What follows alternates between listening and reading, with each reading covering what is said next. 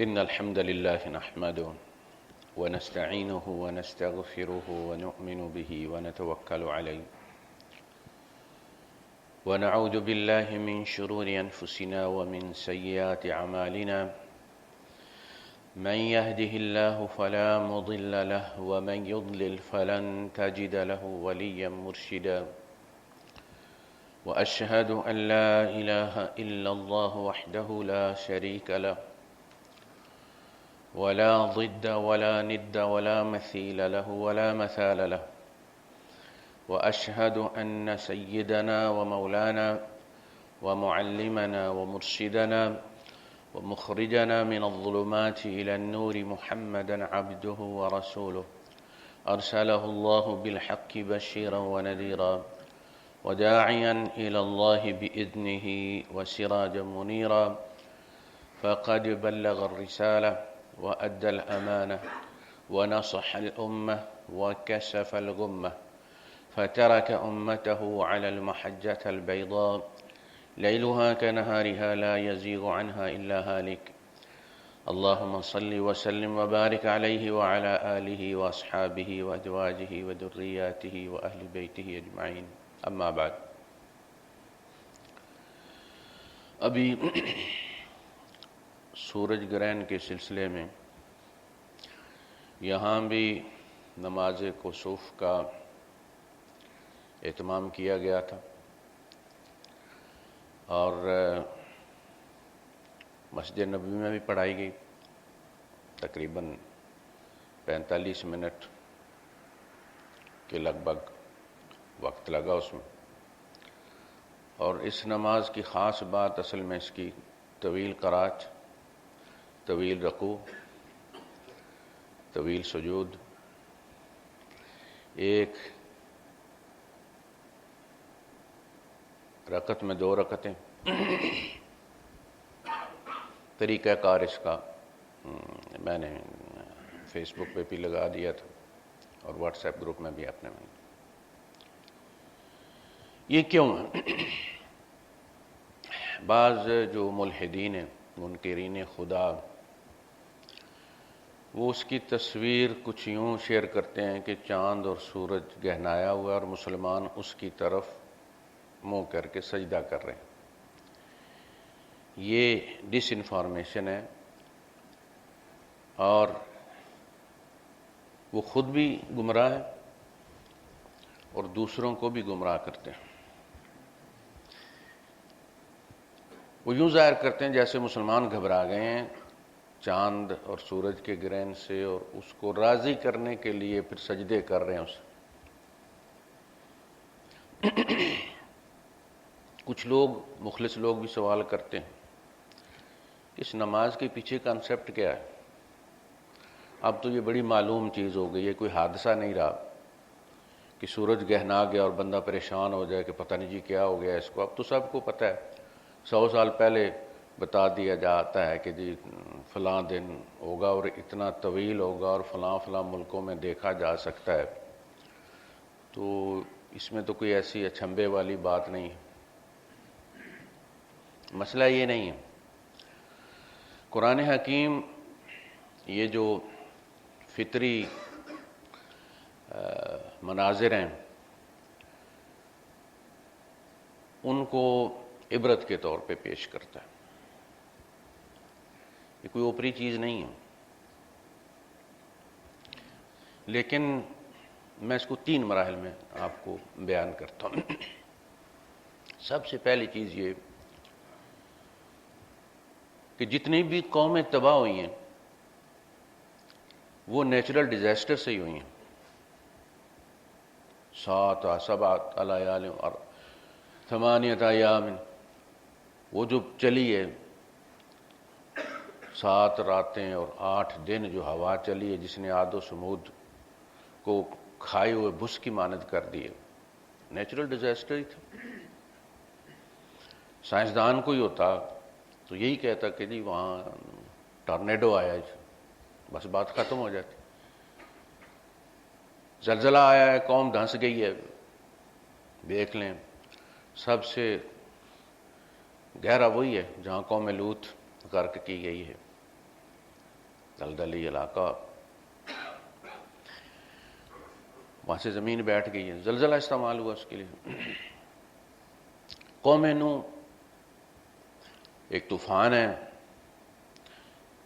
بارشیں اتنی ہوئی ہیں کہ آسمان کے بھی دروازے کھل گئے اور زمین سے بھی جو ہے وہ اللہ نے چشمے پھوڑ دیے، یہاں تک کہ پانی اپنے نشان زدہ نشان تک پہنچ، یعنی اللہ پاک نے جہاں نشان لگایا تھا کہ اتنا ہونا چاہیے اتنا ہو گیا پانی۔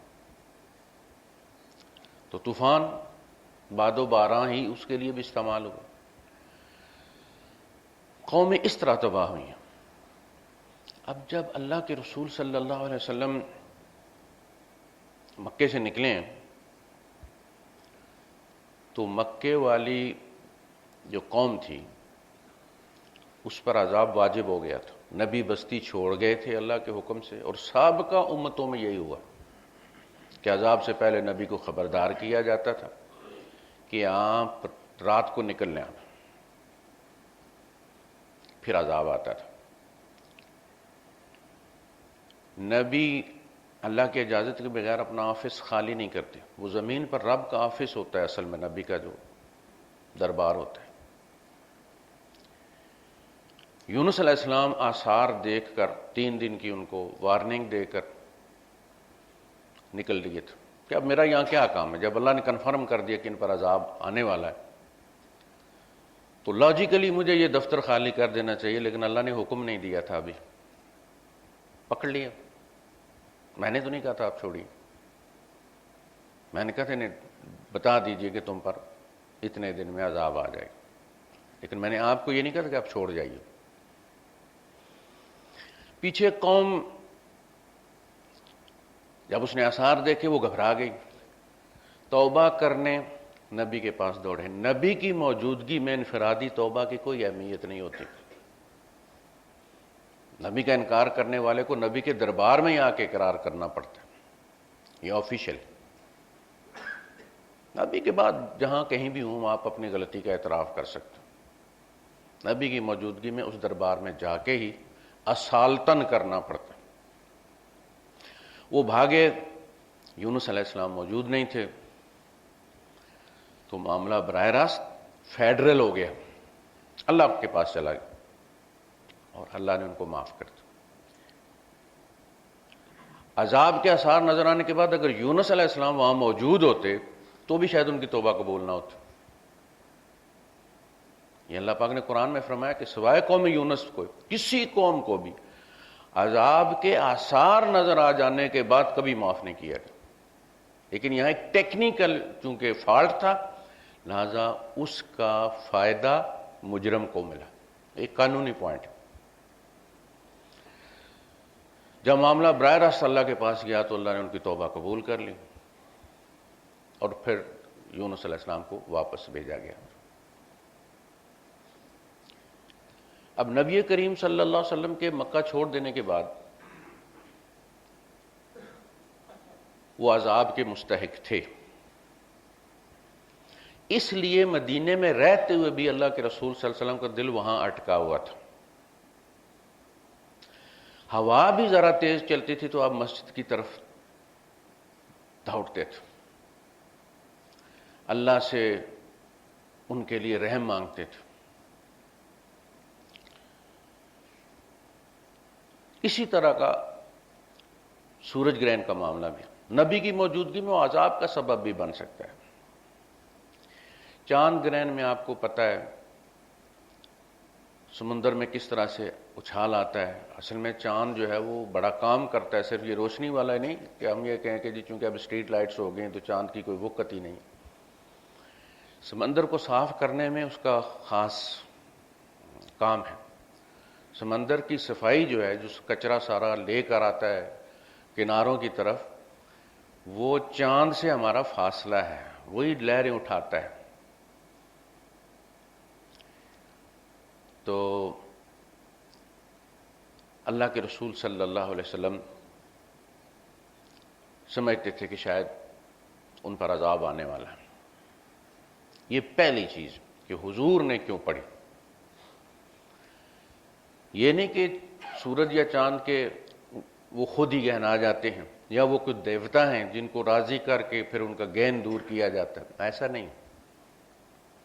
رب کو راضی کیا جاتا ہے کہ وہ اس کو عذاب میں تبدیل نہ کرے، چلنے والی ہوا کو عذاب میں تبدیل نہ کرے، برسنے والی بارش کو نوح علیہ السلام کی قوم جیسی بارش نہ بنا دے، اس لیے اللہ کو راضی کیا جاتا ہے۔ دوسری چیز، یہ ذرا بوتل آپ ایک کھول کے میرے دیں گے، وہ دوائی کھائی ہوئی ہے میں نے تو، ہاں جی پانی۔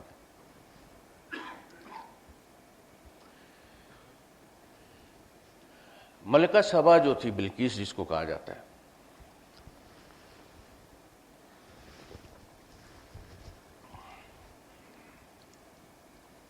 وہ سورج پرست تھی۔ ہدہد نے جو آ کے خبر دی تھی وہ یہی تھی، وَجَدتُّهَا وَقَوْمَهَا يَسْجُدُونَ لِلشَّمْسِ مِن دُونِ اللَّهِ، میں نے انہیں سورج کو سجدہ کرتے دیکھا اللہ کو چھوڑ کر۔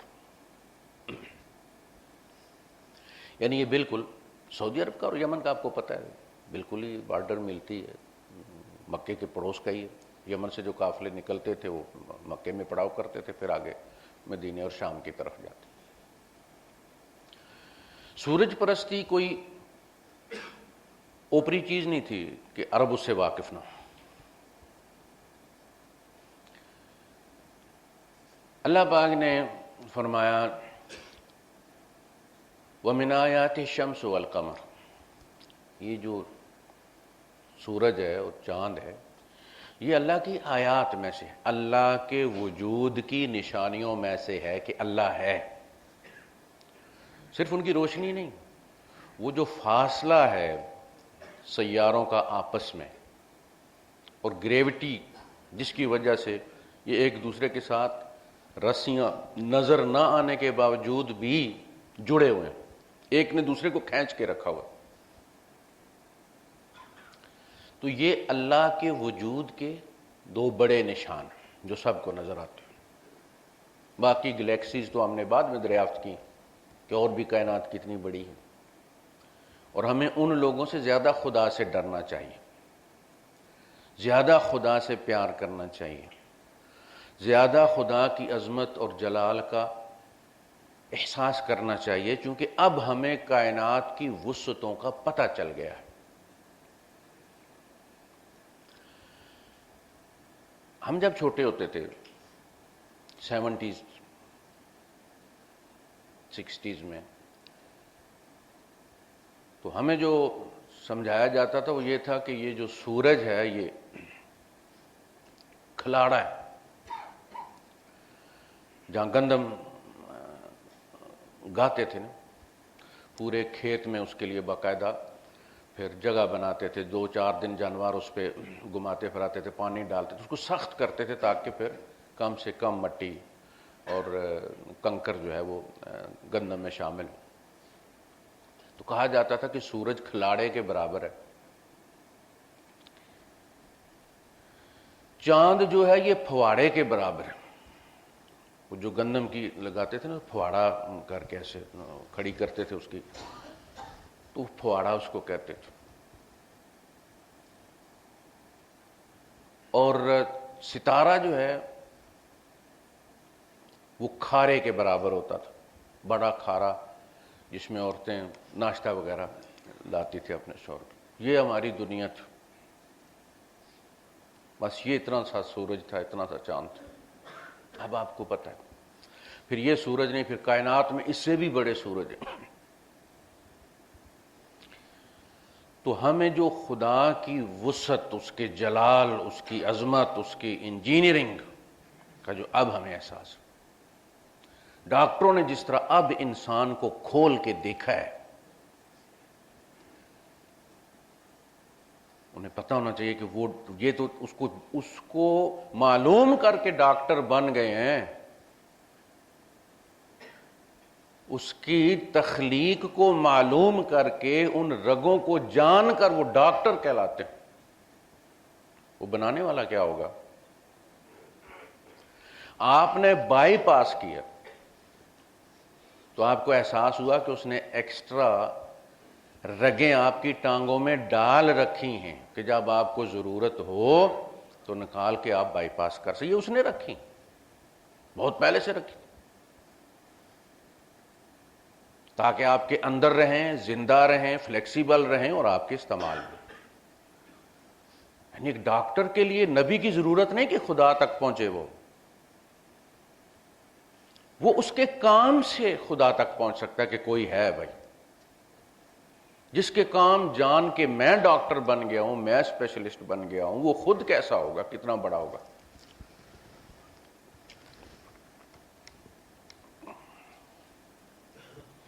تو یہ اللہ کی دو نشانی ہے.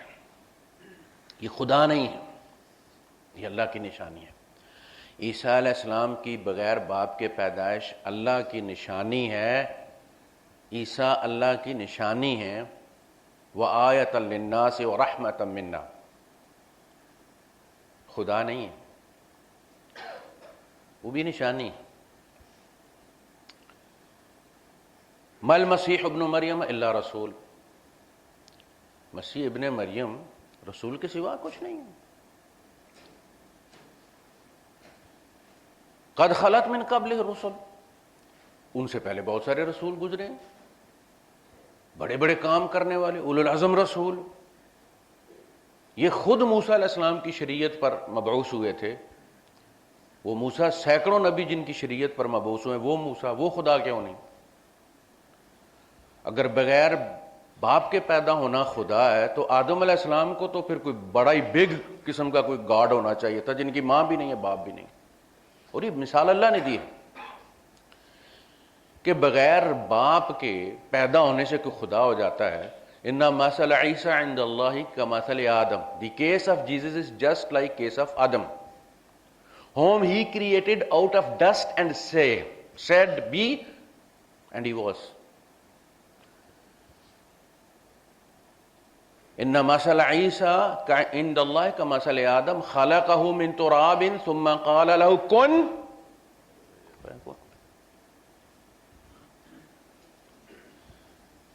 تو کہتا ہے کہ اگر اس سے خدا کا بیٹا بنتا ہے بندہ، تو آدم علیہ السلام پھر بڑے بیٹے تھے خدا کے. نہ ماں تھی نہ باپ تھا، دونوں جگہ خدا تھا. اس لیے فرمایا خلقتہ بیدی، میں نے اسے اپنے دو ہاتھوں سے، ماں والا بھی باپ والا بھی میں نے کردار ادا کیا. میں اس کی ماں ہوں، میں اس کا باپ ہوں. پھر اپنی دونوں قوتوں، یہ ماں اور باپ، یہ خدا کی عطا کردہ دو قوتیں ہیں جو انسان کی تخلیق میں اپنا کردار ادا کرتی ہیں. جسٹ لائک دیٹ، یہ ٹولز ہیں. اس لیے کہا گیا کہ اگر یہ دونوں تمہیں میرے خلاف بھڑکائیں، آمادہ کریں مجھے چھوڑ کر کسی اور کو شریک بنانے پر، فلا تطعہما، تو پھر ان کی بات مت مان. ان کے سارے حقوق سسپینڈ ہو گئے، تیرے اوپر کوئی حق نہیں رہتا ان کا. الا یہ کہ جس طرح انہوں نے تمہیں پالا اس طرح ان کو پیار کے ساتھ ساتھ رکھو. وصاحبہما فی الدنیا معروفا، دنیا میں اس طرح رہو ان کے ساتھ جس طرح بیٹے ماں باپ کے ساتھ رہتے ہیں. اگرچہ وہ خود مشرک ہوں اور تمہیں شرک پر اکساتے ہوں، تب بھی ان کی بات مت مانو، لیکن تم انہیں گھر سے نہیں نکال سکتے. صاحبہما، ان کو ساتھ رکھو. ہم کسی کا باپ نماز نہیں پڑھتا، دکھ ہوتا ہے. بندہ بدتمیزی بھی کر جاتا ہے فی سبیل اللہ، سگریٹ پیتا ہے، ہمیں تکلیف ہوتی ہے، بدتمیزی کر جاتے ہیں ہم لوگ. یہ نہیں کرنی چاہیے. یہ ان کا اور خدا کا معاملہ ہے. ہم ان کی اولاد ہیں. کسی کے باپ جوا کھیلتا ہے، کرکٹ پہ پیسے لگاتا ہے، یہ اس کا ذاتی معاملہ ہے. آپ کا کام یہ ہے کہ آپ سے کہیں کہ یہ ٹھیک نہیں، یہ جائز نہیں، بس اس سے زیادہ آپ کچھ نہیں کر سکتے. صاحبہما فی الدنیا معروفا، صاحب وہ ہوتا ہے جو دل سے ساتھ ہوتا ہے. صاحبہ بیوی وہی ہوتی ہے جو دل کے ساتھ آپ کے ساتھ ہوتی ہے، جس کا بدن نہیں، جس کا دل بھی آپ کے ساتھ ہوتا ہے. خیر، وَمِنْ آیَاتِ الشَّمْسُ وَالْقَمَرُ، یہ سورج اور یہ چاند اللہ کے وجود کی نشانیاں ہیں. یعنی نبیوں کا سلسلہ اس لیے بند کر دیا گیا ہے کہ قرآن حکیم محفوظ کر دیا گیا. قرآن حکیم کو خطرہ ملحدوں سے نہیں تھا، اللہ کے منکروں سے نہیں تھا، یہود و نصارہ سے نہیں تھا. وحی کو ہمیشہ خطرہ عالموں سے رہا ہے، علماء سو سے رہا ہے، مفسرین سے رہا ہے، جن کے ہاتھ میں وہ ہوتا ہے، جن پر لوگ اعتماد کرتے ہیں، جن کے کہنے سے لوگ اس کو کلام اللہ مانتے ہیں.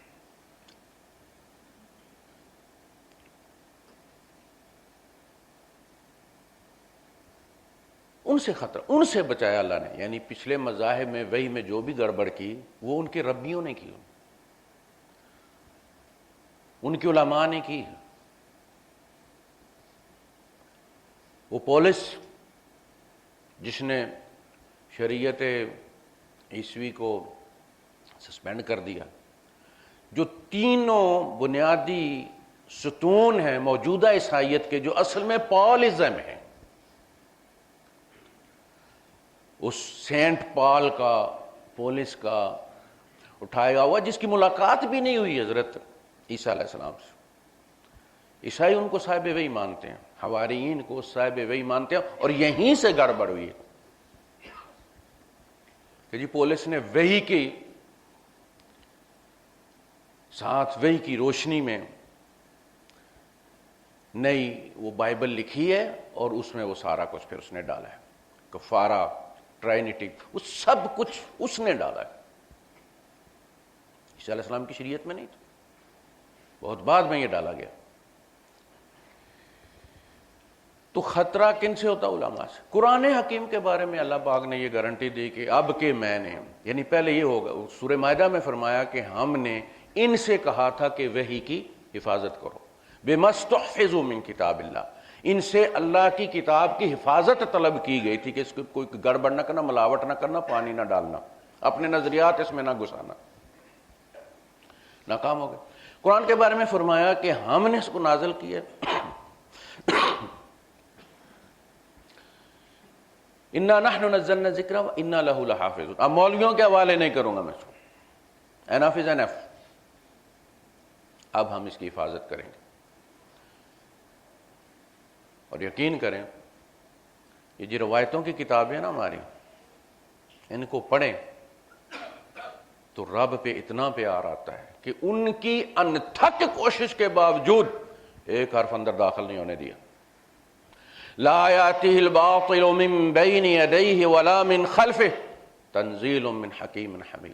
کوئی باطل نہ فرنٹ ڈور سے نہ بیک ڈور سے اس میں داخل ہو سکتا ہے. اس طرح حفاظت فرمائی. لوگ کہتے ہیں اگر آپ حدیث کو نہیں مانتے تو پھر آپ قرآن کا ثبوت آپ کیسے دیں؟ اور قرآن حدیثوں میں آیا ہے. کون سی حدیث کی کتاب ہے جس میں پورا قرآن لکھا ہوا؟ قرآن کی کسی آیت کے ساتھ عن فلان عن فلان عن فلان آپ نے سنا ہے؟ حدیثوں میں صحیح بھی ہے، سقیم بھی ہے، ضعیف بھی ہے، حسن بھی ہے، موقوف بھی ہے. قرآن میں کوئی ایسی آیت ہے کہ جس کے بارے میں کہا جائے کہ یہ ضعیف ہے؟ کیسے کہہ سکتے ہیں ہم؟ قرآن کو محفوظ کیا گیا اور نبوت کا سلسلہ ختم کر دیا. اتممت علیکم نعمتی، یہ وہی نعمت. اس کے بعد فرمایا کہ اب نہ وحی کی ضرورت ہے نہ رسولوں کی ضرورت ہے، اب ہم انہیں دوسری آیات دکھائیں گے، کیونکہ اب یہ بالغ ہو گئے ہیں. اب یہ اس مقام پر پہنچ رہی ہے انسانیت کہ علم الاسماء اب علم الہدا کا کام کرے گا. دو علوم ہیں جو آدم علیہ السلام کو سکھائے گئے تھے.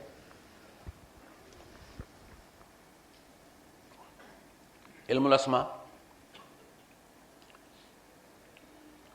وعلم آدم الاسماء كلها، علم الاسماء.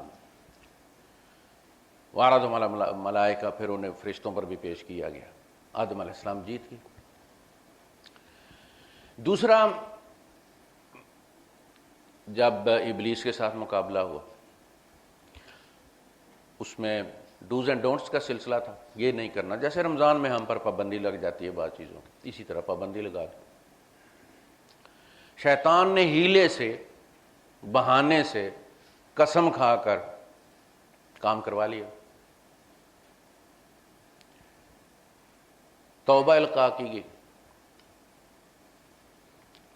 آدم علیہ السلام نے توبہ کی، فتاب علیہ، اللہ نے توبہ قبول کر لی، پریکٹیکل کروا دیا۔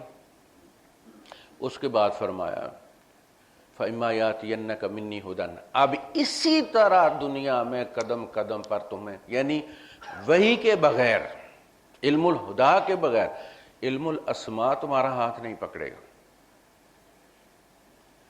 قدم قدم پر تمہیں اسی قسم کے مغالطے شیطان ڈالے گا۔ جو مولوی ہوتا ہے نا، اس کا شیطان بھی مولوی ہوتا ہے، مفتی کا شیطان بھی مفتی ہوتا ہے، ڈاکٹر صاحب کا شیطان بھی ڈاکٹر، ساتھ ہی پڑھتے نا یار۔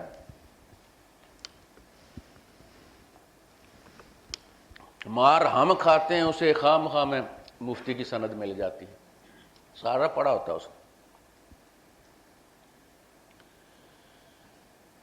تو ہیلے بہانے ان کو سکھا دیتا ہے۔ تو فرمایا سَنُرِيهِمْ آيَاتِنَا فِي الْآفَاقِ وَفِي أَنفُسِهِمْ حَتَّى يَتَبَيَّنَ لَهُمْ أَنَّهُ الْحَقُّ۔ اب ہم ان ہاریزنز کے اندر، آفاق کے اندر اپنی نشانیاں دکھائیں۔ یہ قرآن کی آیات کیا ہیں؟ سَنُرِيهِمْ آيَاتِنَا فِي الْآفَاقِ، یہ آفاقی آیات کون سی ہیں؟ قرآنی آیات کون سی ہیں؟ قرآنی آیات بھی اللہ کے وجود کی گواہ ہے، یہ ورڈ آف گاڈ ہے، کائنات ورک آف گاڈ ہے۔ اللہ فرما رہا ہے اب ہم انہیں اپنا کام دکھائیں گے کہ ان کے دل اندر سے پکار اٹھیں گے کہ انہ الحق، وہ ہے، واقعی ہے۔ کام سے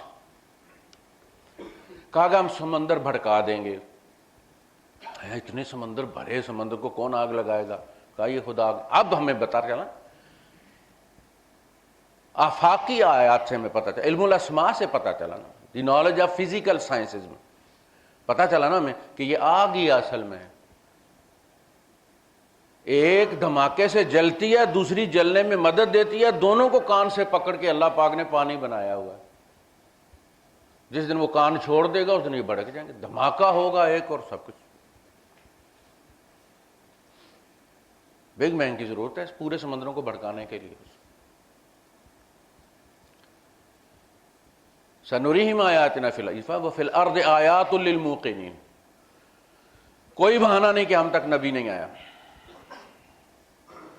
خدا تک پہنچنے کے لیے نبی کی ضرورت نہیں ہے، خدا کے احکامات پہنچانے کے لیے نبی کی ضرورت ہے کہ اللہ کیا چیز پسند کرتا ہے، عبادت کس طرح چاہتا ہے، کون سی چیز حرام ہے، کون سی چیز حلال ہے۔ اس کے لیے ایک بندے کو کوئی چیز ملے تو سب سے پہلے وہ یہی سوچتا ہے کہ یہ کس کی ہے، کس نے بنائی ہے، یہی سوال خدا تک لے جاتا ہے۔ وہ کسی بدو سے کسی نے پوچھا تھا کہ تمہیں خدا کیسے ملا ہے، نہ تجھے فلسفہ آتا ہے نہ کچھ، تو اس نے کہا کہ ہم وہ قوم ہیں جو اونٹ کی مینگنی سے اونٹ تک پہنچ جاتے ہیں۔ وہ اونٹ کی مینگنی توڑ کے اندازہ کرتے تھے کہ کتنا ٹائم نکل کے گیا یہاں سے، 1 گھنٹہ ہوا، 2 گھنٹے ہوئے، کہاں تک پہنچا ہوگا۔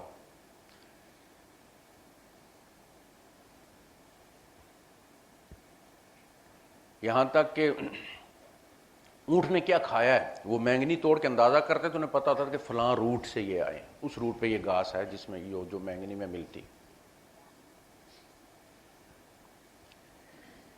کہا مینگنی سے اونٹ تک پہنچنے والی قوم ہے، خدا نے تو اتنی نشانیاں پھیلائی ہوئی ہیں جدھر آنکھ اٹھتی ہے ادھر وہ نظر آتا ہے، اس تک کیسے نہیں پہنچیں گے ہم؟ تو یہ آیاتین، اللہ کی آیتیں، نشانیاں ہیں خدا کے وجود کی۔ فلا تسجدوا للشمس ولا للقمر، نہ سورج کو سجدہ کرو نہ چاند کو سجدہ کرو. واسجدوا للہ الذی خلقہن، اس اللہ کو سجدہ کرو جس نے ان دونوں کو پیدا کیا.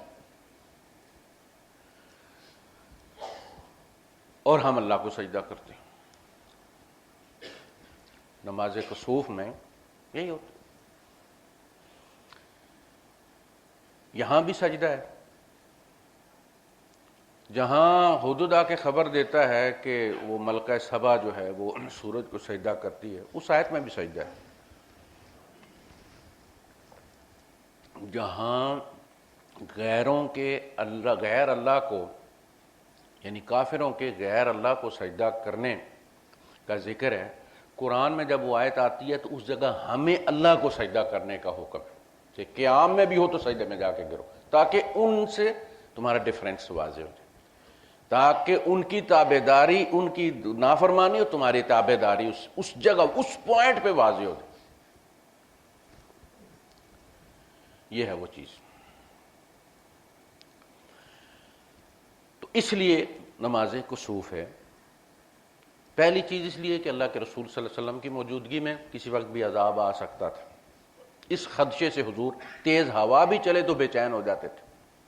حضرت عائشہ فرماتی ہیں کہ حضور چکر کاٹتے رہتے تھے، پھرتے رہتے، پریشانی میں کہیں عذاب نہ ہو. دوسری چیز یہ کہ یہ فطری مظاہر ہی چونکہ عذاب کے لیے استعمال ہوا. پھر حضور نے فرمایا کہ اگر کوئی یہ چاہتا ہے، پتہ نہیں قیامت کب آئے گی، ہم مر جائیں گے، اولادیں ہماری پتہ نہیں کتنی ہزاروں سال بعد آئے گی، اتنی قریب نہیں ہے جتنی لوگ بتاتے ہیں. جب ہلاکو آیا تھا تو اس وقت کچھ لوگوں کی رائے یہ تھی کہ بس اب آیا جب دجال نکلا ہی نکلا. قسطنطنیہ فتح ہوا تو کچھ لوگوں کا یہ خیال تھا، حضرت ابو ہریرہ رضی اللہ تعالیٰ یہ کہتے ہیں کہ قسطنطنیہ جب فتح ہوگا تو لوگ مال غنیمت سمیٹ رہے ہوں گے کہ وہ دجال نکل آئے. نہیں آئے.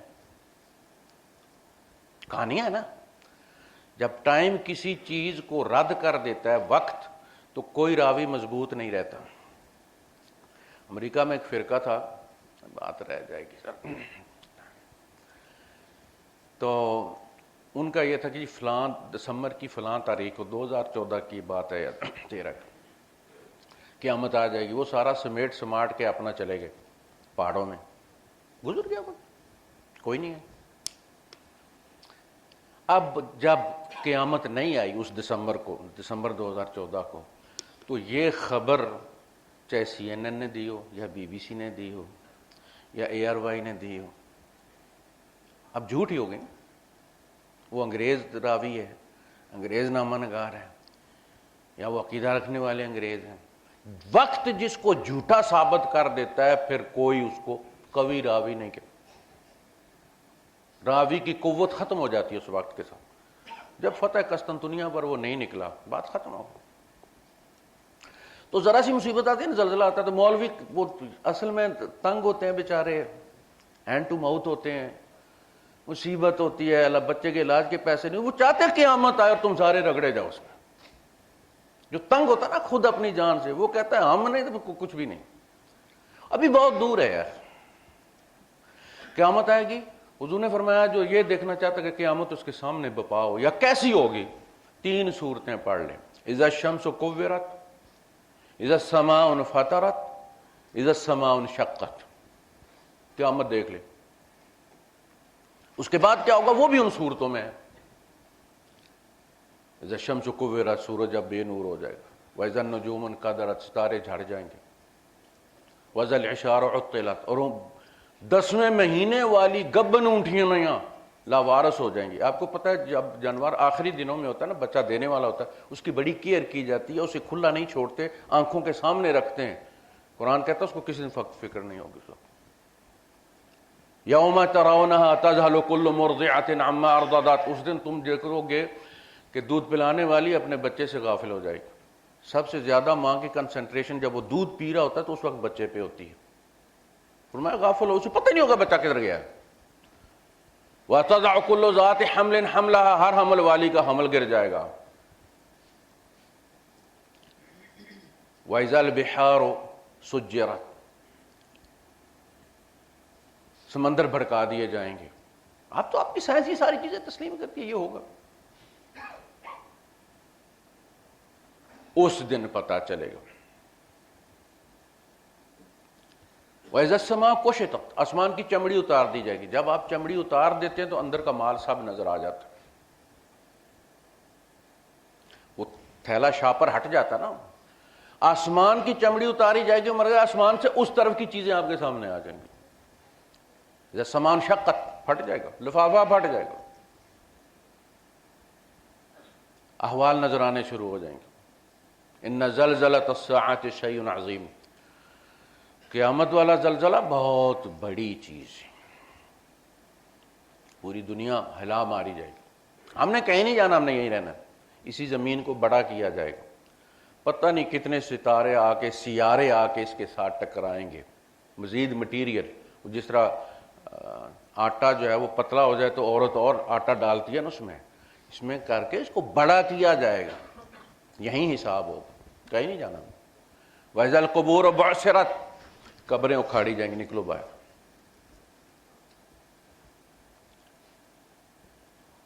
تو اس دن انسان کو پتہ چلے گا اس نے آگے کیا بھیجا. تو وہ سارے مناظر جو ان صورتوں میں بیان ہوئے ہیں وہ فطری حوادث کو ظاہر کر رہے ہیں کہ بہت بڑا زلزلہ ہوگا، دھماکہ اس قدر شدید ہوگا کہ سمندروں کا پانی اس کی وجہ سے وہ جو باؤنڈیج ہے H2O کی وہ ختم ہو جائے گی اور بھڑک اٹھیں گے. آسمان کا رنگ تبدیل ہو جائے گا. یوم تبدل الارض غیر الارض، یہ زمین دوسری زمین سے تبدیل کر دی جائے گی. یہ زمین وہ نہیں رہے گی جو وہ ہے، نہ اس کے وہ نیچرل لاز رہیں گے، نہ آسمان وہ آسمان رہے گا. تو اصل میں انہی چیزوں کو مد نظر رکھ کے ہم اللہ کے حضور نماز کسوف میں کھڑے ہو کر اس کی عظمت کا اعتراف کرتے. اس لیے اس میں ایک رکعت کے اندر 2 رکعتیں، یعنی آپ رکوع کے بعد اٹھ کر سمع اللہ لمن حمدہ کہنے کے بعد پھر فاتحہ پڑھتے ہیں اور پھر قرات کرتے ہیں. پھر جا کر 2 سجدے کرتے ہیں، پھر اٹھتے ہیں. پھر دوسری رکعت میں بھی اسی طرح ہوتا ہے کہ آپ رکوع میں جا کے پھر اٹھتے ہیں اور پھر سجدہ کرنے نہیں جاتے، پھر دوبارہ دوسری رکعت شروع. 4 رکعتیں ہو جاتی ہیں یہ ایک رکعت میں. 1 اور 2 2 مل کے 4 رکعتیں ہو جاتی. 4 سجدے، 4 رکوع. یہ صرف اللہ کے جلال کی وجہ سے. اس میں کوئی ایسی بات نہیں کہ ہم سورج کو، ہم اس سورج والے کو سجدہ کرتے. بائی دا وے، یہ اگر سورج اسی طرح گہنا رہے، اللہ کہتا ہے نا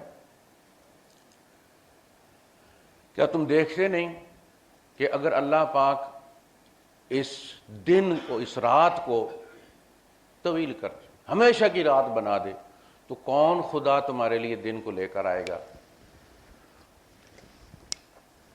اسی طرح فرمایا اگر اللہ پاک اس دن کو ہمیشہ کے لیے کھڑا کر دے، دن ہی رہے ہمیشہ، تو وہ کون ہے جو رات کو لے کر آئے گی. لِتَسْكُنُوا فِيهِ، تاکہ تم اس میں سکون حاصل کرو. یعنی جو رات کا سونا ہے نا وہ سکون والا سونا ہوتا ہے.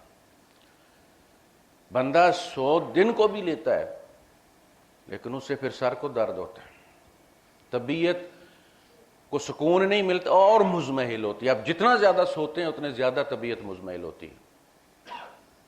بے شک آپ کمرے میں اندھیرا کر لیں لیکن باہر جو سورج اپنا کام کرتا ہے وہ تو اپنا کام کر رہا ہے. وآخر دعوانا الحمدللہ.